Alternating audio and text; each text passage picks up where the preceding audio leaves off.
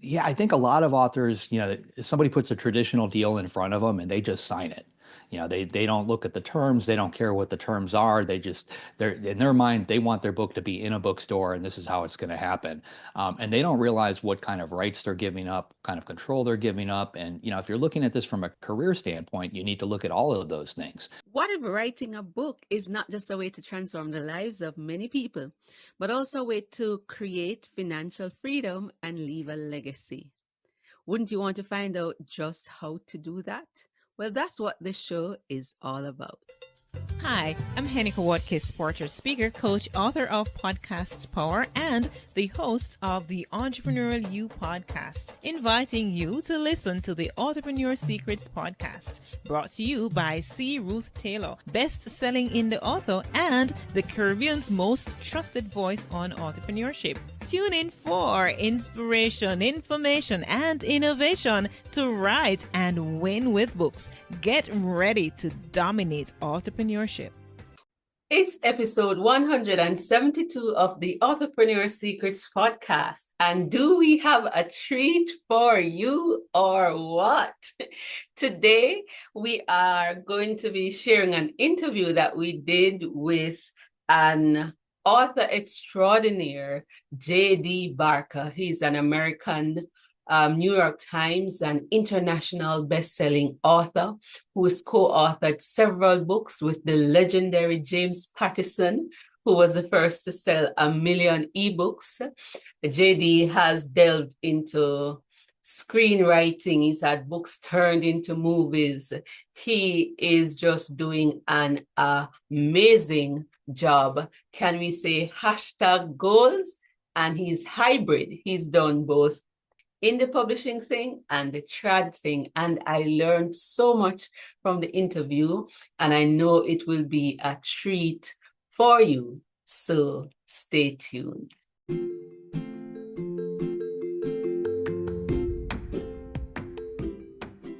Your book is the perfect spark to get the fire going in your personal life, career, business, or ministry. Light that book spark today.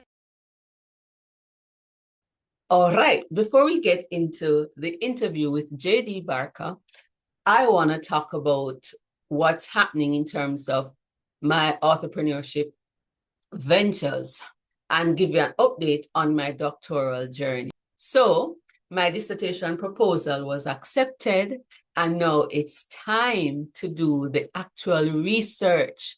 And so, if you have been a member of my Authorpreneur Secrets Academy, if you're a member of the Indie Authorpreneurs Facebook group, if you have attended our summit, if you are a self-published or independently published author in Jamaica, and you are making a living with your writing, you are selling books and doing other things with your book, I want to hear from you, and I want to invite you to share in this important research. The study is really looking at entrepreneurship, sustainable income, and microfinancing.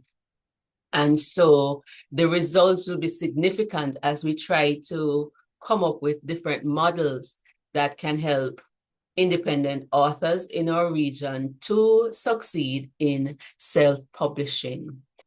We invite you to apply for the Youth Publishing Prize to get your book published through Bamboo Sparks, your first book, and that's valued at $3,000. So you'll get the publishing services to publish the book, you'll get a little bit of marketing, and the same applies for the Legacy Builder Publishing Prize.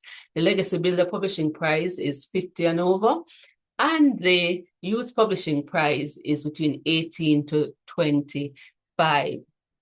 And so remember to apply for that. The closing date is March 5, and the prize winners will be announced at the Bamboo Sparks inaugural Publishing Summit and Expo on April 5.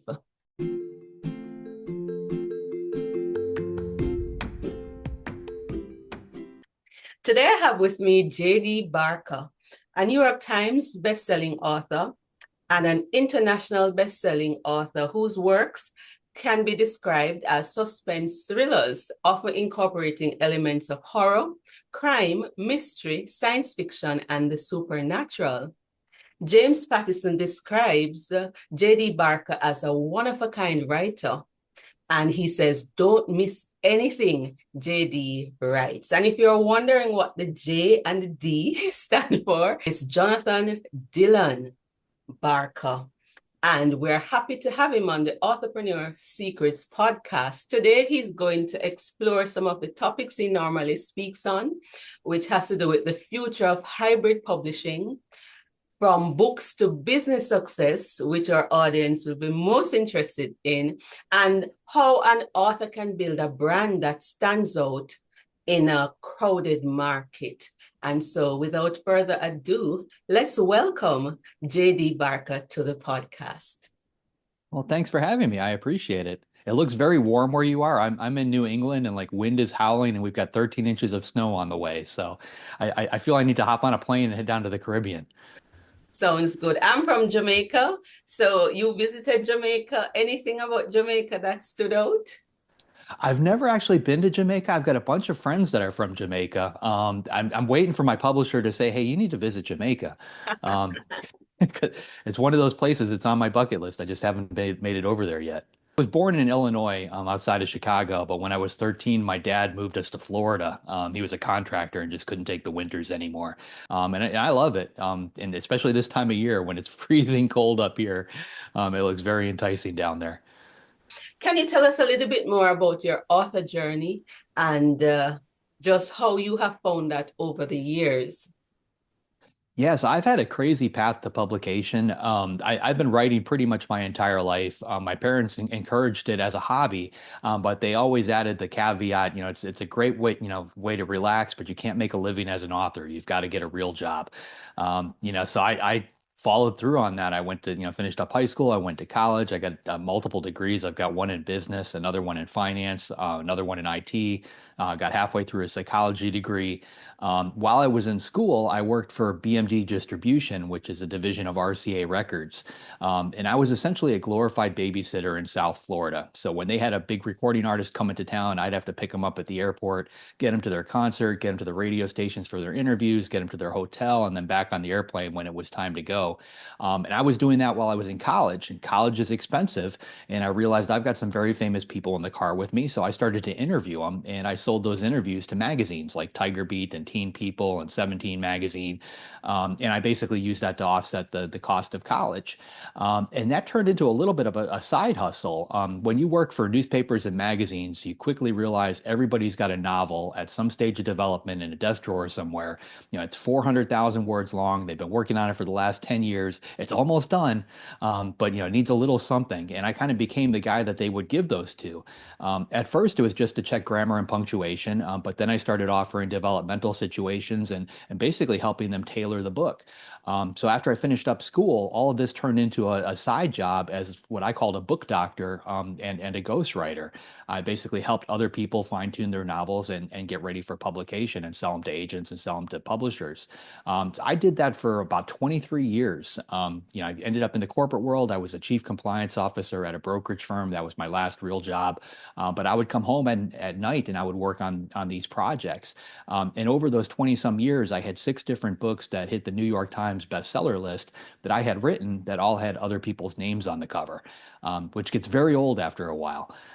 So at one point, my wife pulled me aside. She said, "I know you want to become a full-time author. Let's find a way to make this happen." And we were kind of stuck. We had a big house, we had cars, we had a boat, so we couldn't just walk away from the lifestyle and the job that I had. So we sold everything that we owned. We bought a tiny little duplex in Pittsburgh, rented out one side to some tenants, and lived in the other side. Basically got to the point where I could live off of savings long enough to write that first book. That's an inspiring journey, going from behind the scenes, ghostwriting and doctoring other people's works, to be writing your own works. And you have been put in the ilk of Stephen King. And of course, you co-authored books with James Patterson. So how did you find the shift from working on other people's books to working on your own? I honestly found it to be lonely. I spent so many years working with other people on their books. It was always a collaboration, multiple people in the room. Then all of a sudden I started writing books on my own and it was just me at a desk, nobody to talk to, no sounding boards. So I kind of missed it. I stumbled into my very first co-authored project under my own name. I wrote a prequel to Dracula for Bram Stoker's family. And I got to use Bram Stoker's original notes, and I wrote that with Dacre Stoker, who's Bram's great grandnephew. So I got back into collaborating with that one. And then James Patterson reached out, and we started writing together. So in today's world, I do a mix of both. I kind of jump back and forth. I write a solo novel, I'll do a co-authored project. I've got a lot of co-authored projects that I'm working on my own through my imprint with Simon and Schuster. So I try to mix it up a little bit. Okay, and that's good for us because as authorpreneurs, some of us are offering publishing services alongside selling our books. And so it's good to meet someone like you who has been doing this for quite a while. Now, I'm interested in your author journey from the perspective that you've done a lot of traditionally published works, and I read where you also do independent publishing. So you've delved into self-publishing. Yeah, so my first book, it was called Forsaken. It came out about 10 years ago. I indie published that one. But at the time, I made a conscious decision that if I was going to do that, it would have to be on par with something coming out of Random House. I wasn't going to just put it up on Amazon and hit the publish button. So I hired professionals across the board for cover design, for editing, for formatting, basically every step along the way. When it was released, it came out as a hardcover, an audiobook, and an ebook all at the same time. And then 6 months later, I released a paperback, basically followed the same model that you see with any of the big traditional published books. I ended up selling about 250,000 copies of that, which put me on the radar of the traditional publishers. So when I wrote my second book, which was called The Fourth Monkey, and my agent took it out, I had no trouble securing a traditional deal. I ended up scoring a 7-figure deal with a TV show and a movie attached to it. And then I did a couple of books in the trad world. But I had a taste of the indie author side of it, and I really missed the creative control that I had, because when you turn in a book with a traditional publisher, it's not really your book anymore. They can decide what the title is, they can change the cover, they can do whatever they want to it, and there's not a whole lot that you can do about that. And the economics, honestly, aren't quite as good. As an indie author, you make about 70 cents on the dollar. And a traditionally published author, you may get a nice big advance check, but you've got to pay that money back, and you're paying it back at like 15 to 20 cents on the dollar, which means you've got to sell a lot more books in order to hit that same dollar amount. As I put books out through the traditional publishers, every single time this kind of hit home with me. And I got to the point where I wanted to try something different. So I was about 5 books in. I reached out to my agent. I had a new book called A Caller's Game.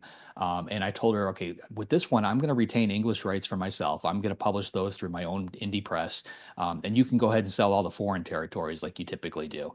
And at that point, I was in about 150 different countries, about 25, 30 different languages. So it was still a decent sized marketplace. But that's what we ended up doing. And I really liked that because it gave me all of that control back, and I could put out the book the way I wanted to. But I still fell short in one particular area. As an indie author, there's certain places where you can't get your book. It's very difficult to get into a bookstore. You can't get into the big box stores like Target and Walmart, Costco, grocery stores, drugstores. Those are, very difficult. So I started to examine that. And I was looking for different ways to somehow make that happen. So that's what I'm doing today. So from a publishing standpoint, I think I've hit every single model along the way. What I'm doing now at Simon & Schuster is fairly new. I think I'm the first author that they signed for this, but I wouldn't be surprised if we don't see more of these, like in the coming years, because it makes sense for people like me, an indie author who's selling well. And it makes sense for the publisher because, they're not really taking a chance anymore. They're not rolling the dice on somebody. They know they've got somebody that can produce. Wow. Can we say hashtag goals? Prior to you coming on, I was saying that we're in the presence of greatness because you're hitting all the marks that I personally would want to hit as a Caribbean author: the prestige of publishing, getting a traditional publishing deal, and also being able to continue your work as an independent author. Because for us in the Caribbean, most of us don't go for traditionally published deals. We want to have a book done and we find out who can we pay to get this thing done. And so you've gotten movie deals with your latest arrangement. You are really like setting the gold standard for us to say, this is what you can aspire to be. And therefore, I am very interested in what you think about the future of hybrid publishing, because that's exactly what you're doing. Talk to us about that. Yeah, I think a lot of authors, somebody puts a traditional deal in front of them and they just sign it. They don't look at the terms, they don't care what the terms are. They're in their mind, they want their book to be in a bookstore and this is how it's going to happen. And they don't realize what kind of rights they're giving up, kind of control they're giving up. And if you're looking at this from a career standpoint, you need to look at all of those things. Take a step back and realize you're not selling necessarily books, you're selling a product, you're selling a widget. Which means you're a business owner, and you have to approach this as a business owner. So you have to evaluate all these things in that particular way. A lot of the waters are getting very muddy as far as the different types of publication. If you go back 10 years, there was indie and trad. It was two totally separate camps. If you went the indie route, you had to do everything yourself. If you went the trad route, they did everything for you. Today, it's not like that. If you publish through a traditional publisher, there's a good chance you're going to have to do a lot of your own marketing. You may have to spend some marketing, some dollars on marketing, basically offsetting them. They get your books in a lot of those places that I mentioned that you can't get to on your own. But like all of this is a trade-off. And the indie side is the same thing. You've got to look at all these different pieces. Are you capable of running your own business? Are you capable of putting that book out and getting it in the places it needs to? There's a lot of steps involved in that. I firmly believe you have to write a 5-star book. Like, it has to start with a product that people actually want. So it's got to be a perfect book, as difficult as that may be to achieve. And then from there, you've got to take your writer hat off and you've got to put your marketing hat on. And a lot of authors aren't capable of doing all those different things. So the hybrid publishing model, what I find interesting about it is you can farm out the pieces that you don't like. So if you don't want to format your book, if you don't, most people can't edit their own work. It's nearly impossible. So you have to hire people for that. So with the hybrid model, you can find people to pick up the slack and basically cover some of the pieces that you don't want to do on your own. And it's evolving quickly. You do have to be careful. There's a lot of companies out there that used to be what I called vanity presses. That name's kind of gone away. They've rebranded themselves as hybrid publishers.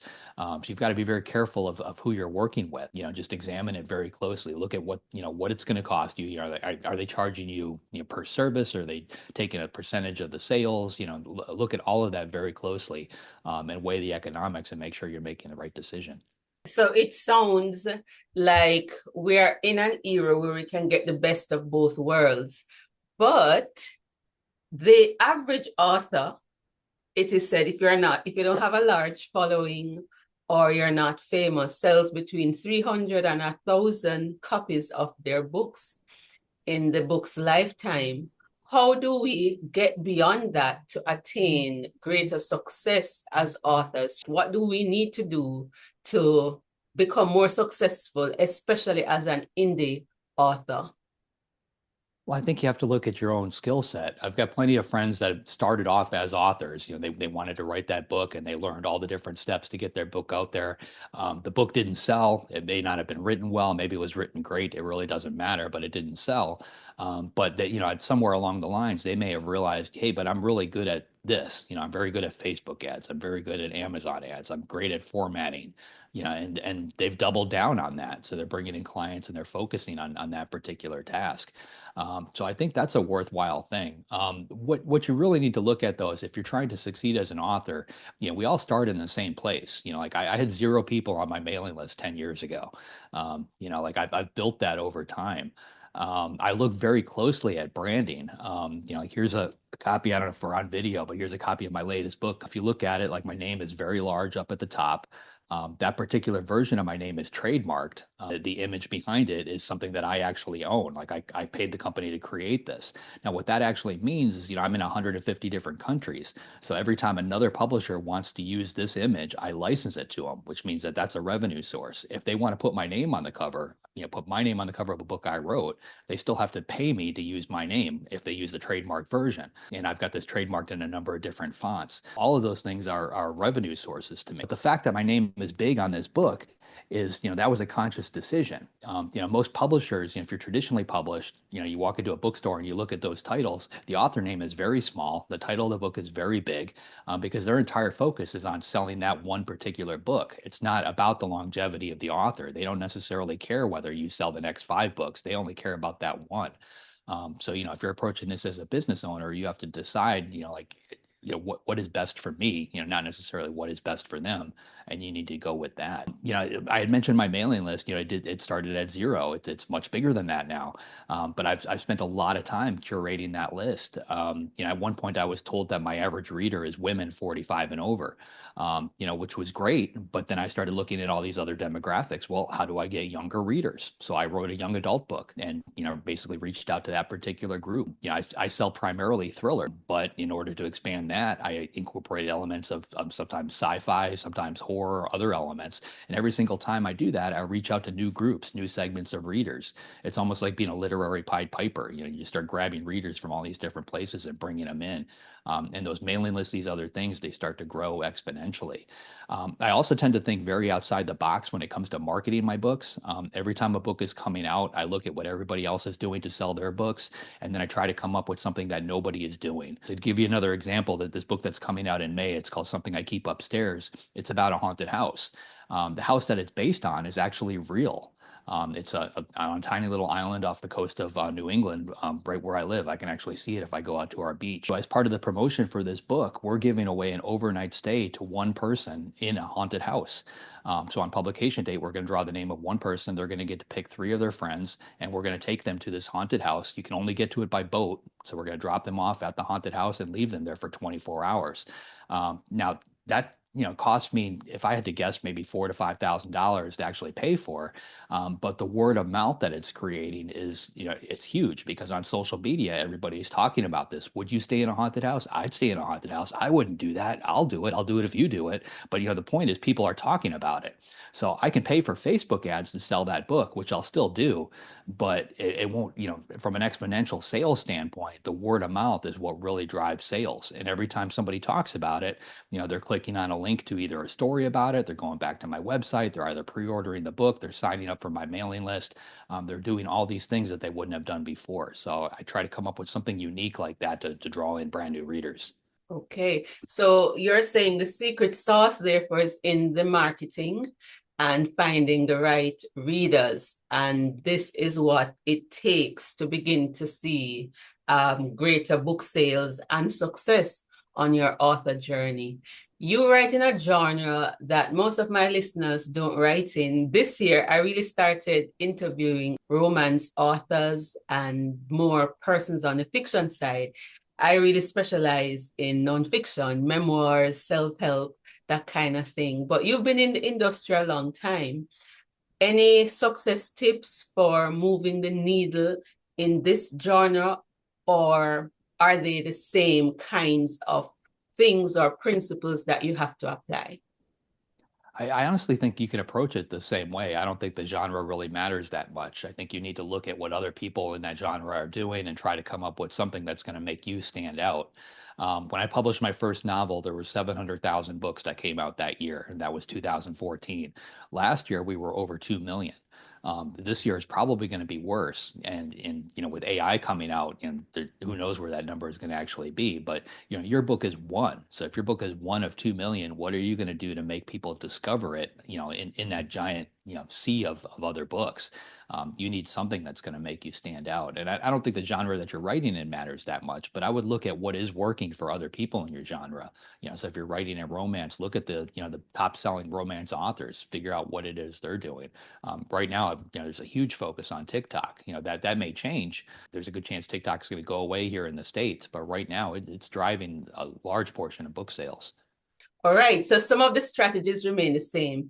If I'm hearing in terms of principles, you have to look at what others are doing. So success leaves clues. So look at what others are doing and see if those strategies might work for you. Find a way to stand out in a crowded marketplace, because it's 1.7 million self-published books each year, 4 million new books coming out.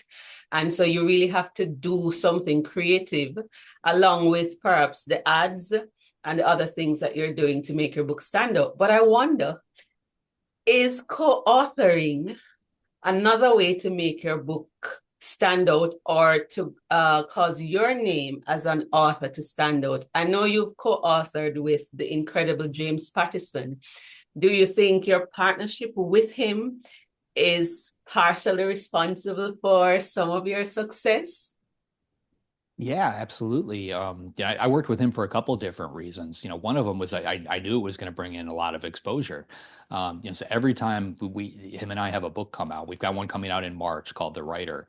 I see people, going to my website, going to, they're clicking on the also bots, they're clicking on my other titles. All of that stuff drives, new people that wouldn't have seen me before, from a huge, huge, huge market. Co-authoring in general, though, I really like it. And, I've got a book behind me that came out about a month ago called We Don't Talk About Emma, and it's based in New Orleans. The guy that I wrote it with, his name is E.J. Feindorf. He lives in New Orleans, so he knows the streets, he knows the city, he knows the people, he knows the atmosphere. And if you've ever been to New Orleans, it's very similar to Jamaica. It's got it's almost a character by itself. It's got a personality to it. And I could fake that, if I wanted to. I could do enough research on Google and, look at enough pictures and maps to be able to get through the whole book. But having somebody who knows that inside and out, that authentic voice writing with me is priceless. You can't beat that. So, and the flip side of working with a co-author too is, or one of the other benefits is you have a sounding board. I may have an idea of where I want this book to go, and if I'm sitting there all by myself, that's where the book is going to go. But if I have a co-author, I can say, hey, what happened? Do you think this would work? And we can talk about it, we can improve it, and we can usually come up with something better. When you've got, two heads are better than one. I mean, you've heard that before. So you tend to come up with a, totally different idea that neither of you could have come up with on your own. From a business standpoint, I do a lot of co-authored titles, simply because it increases my visibility.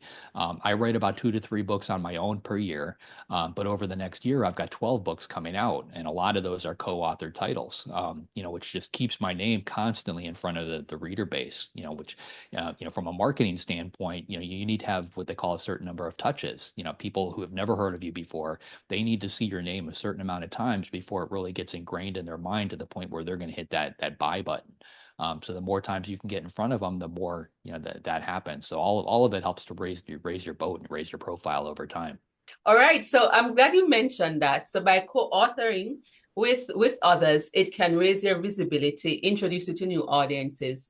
But what about some of the cons of co-authoring? For example, I experimented with co-authoring and it didn't work out for me. So what do you need to put in place to ensure that the co-authoring process and the relationship really works out for the benefit of all parties? I think from the get-go, you have to just, focus on everybody's strengths and look at weaknesses. It's very similar to having two people in the kitchen cooking breakfast at the same time. If you're both trying to make eggs, you're going to have a problem. You're going to stumble over each other. But if one person is making eggs while the other one is making bacon, then everything works out. So it's all about figuring out who's good at what. When I wrote the prequel to Dracula, I wrote that with Bram Stoker's great grandnephew, a guy named Dacre Stoker, he used to be a teacher, and he is, very knowledgeable when it comes to Dracula with Bram Stoker, that entire world. But his writing is like a teacher. It is very, very dry. He could write a textbook, but writing a thriller is a very different game. So we quickly divided and conquered. We realized that I needed to do the bulk of the writing because that's where my skill set was. But when I needed to know, like what Bram Stoker's bedroom looked like when he was 6 years old, Dacre was able to tell me that and describe it down to a T. So like that's where his focus ended up being, on the research and that side of it. So you have to divide and conquer. What about from the business side? When you co-author the book, do both parties own the copyright, and how do you work out payments? And what if one person wants to exit after the book has been written? That is another very good question, and I think a lot of people don't think of that. So even if you get through the project, you're writing, let's say, a book with your best friend, and you get all the way to the end, you've got a finished book in front of you. You have to decide all of these things. And if you decide you're going to do a royalty split, we're going to split this 50-50. That's a lifetime commitment. Like a marriage isn't even a lifetime commitment necessarily, but like a publishing side, if you're going to do a royalty split, like that is forever. So you have to decide if that's the route you want to go. In my world, I do what's called work for hire. So I just pay my co-authors a set fee. And in the end, I own 100% of the book, which means, it's mine, to do with what I please. I can publish it however I want. To me, that's very important, just to keep those lines from getting too blurry. And also, yeah, I'm in so many different countries. There's so many different publishers and people involved in that. Doing a royalty split is an accounting nightmare. So it's easier if I own 100%. Wow, I never thought of that. So you can treat it as a work for hire. I think that you've just solved a problem for me, because I've been scared to co-author another book because of what happened the last time I co-authored a book. And I had no idea that that is something that you had to do. I thought it's forever, and therefore you either have an exit clause or you work out the best way to work out payments. I didn't know you could treat it like a work for hire process. So I have learned a lot from this interview today. And as we wrap up, any final words for authors who want to move from book to business? And then let us know where we can find out more about you and get your books. Well, I've got a podcast that I do every week called Writers Inc., and we talk a lot about the business side, and we interview some of the biggest names out there, and we dig into what's working for them and what's not working. If you're here in the States, there's a conference called Author Nation, which takes place in November out in Vegas. It's huge, 2,000 to 3,000 authors. We've got James Patterson this year doing the keynote. That is a fantastic place to figure a lot of this stuff out. A lot of the conferences that I've been to, they're fantastic at getting getting that first book done. But they don't really give you the support that you need to get from book 1 to, book 20 and actually get to the point where you're earning a living at this. Author Nation seems to fill in a lot of those blanks. So I would focus on that. From my standpoint, you can find me at jdbarker.com. I'm on social media everywhere at jdbarker. And the books are pretty much in every bookstore. My next title is called Something I Keep Upstairs and comes out in May. Well, it has been a privilege to have you on the Authorpreneur Secrets podcast, Mr. Barker, and I have learned so much. Thank you for coming. Well, thanks for having me. I appreciate it. You're welcome. I trust that you found that interview with J.D. Barker inspiring and insightful, and I trust that it will help to shape more of your dreams of what's possible as an author. And so I invite you to share this episode with a friend, subscribe to the YouTube channel, subscribe to the podcast on Spotify. And remember, of making many books, there is no end. So go pen it to win it and dominate authorpreneurship. Ta for now, until next time.